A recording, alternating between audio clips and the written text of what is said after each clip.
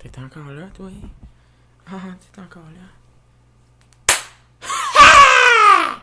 Wouh!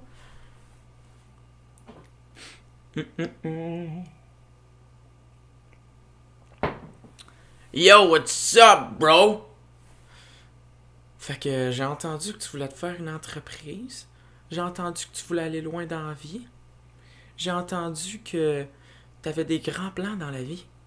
J'ai entendu qu'il y a beaucoup de choses que tu voulais faire. Mais j'ai aussi entendu qu'il y a un dude qui est arrivé. Un gars qui est arrivé, qui est venu te voir et qui t'a dit « Il n'y a aucune chance que tu réussisses, qu'est-ce que tu vas faire? Tu veux te faire une entreprise, ça marchera pas. Il y a des études qui ont prouvé qu'il n'y a même pas 10% des gens qui se partent une entreprise qui réussissent par le faire. 90% des gens finissent en faillite puis finissent par juste que leur entreprise fonctionne plus puis ils laissent ça là. T'es-tu sûr que tu veux vraiment aller faire ça? Il y a pratiquement aucune chance que tu réussisses. Là, toi, tu y repenses. Ouais, 90% de chance que je manque mon coup. C'est vraiment gros. Finalement, ça a l'air ben trop risqué, ça. Je pense que je vais laisser faire. Ben trop compliqué. Mais aller me trouver une job chez quelqu'un qui a déjà une entreprise puis qui a déjà réussi. C'est pas mal plus simple. Puis je le sais que je vais avoir de l'argent, je vais avoir un revenu. C'est plus stable. C'est pour moi. Vous devriez repenser à cette personne-là qui est arrivée puis qui vous a dit que vous pouviez pas. Sur quoi qu'elle se base? Sur une étude. Une étude qui dit que 90% des gens manquent leur coup, puis 10% réussissent. Ok. Si vous pourriez parler aux 90% qui ont manqué, puis aux 10% qui ont réussi, ce serait pas vrai. Si vous iriez parler à quelqu'un qui a réussi, je suis prêt à vous garantir qu'elle va vous dire qu'elle a déjà manqué son coup.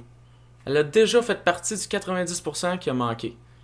Puis si c'est pas encore fait, ça va probablement arriver. Tout le monde finit par manquer son coup quelque part. Il y a personne qui a 100% de chance puis que ça fait juste réussir.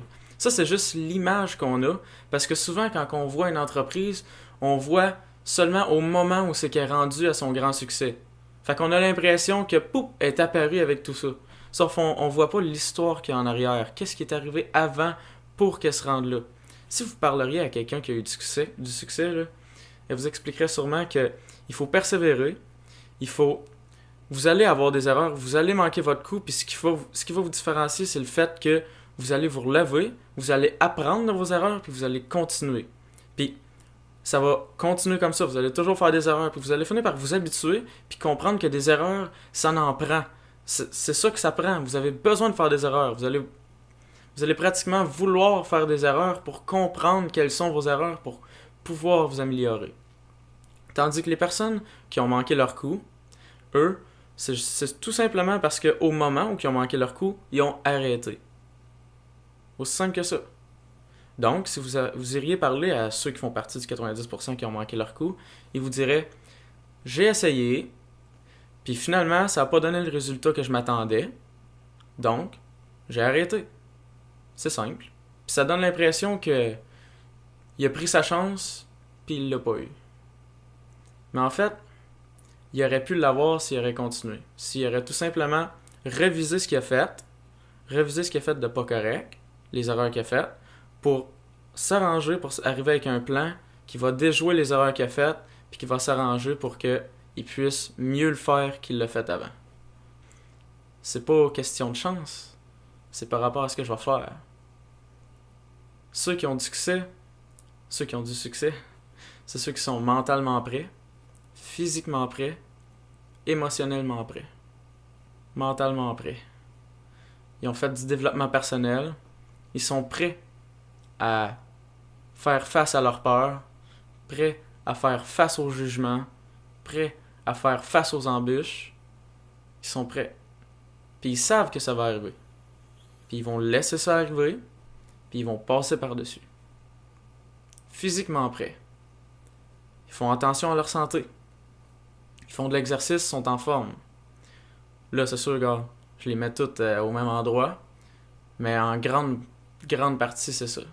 Parce que pour faire face à votre journée, il faut être prêt. Il faut vous sentir bien dans votre peau, puis c'est vous qui importe en premier. Si vous êtes quelqu'un qui est pas bien, puis qui est même pas capable même pas capable de rester debout toute une journée, il y a des chances que vous ayez de la misère à faire tenir debout les autres gens, que vous allez à faire tenir debout.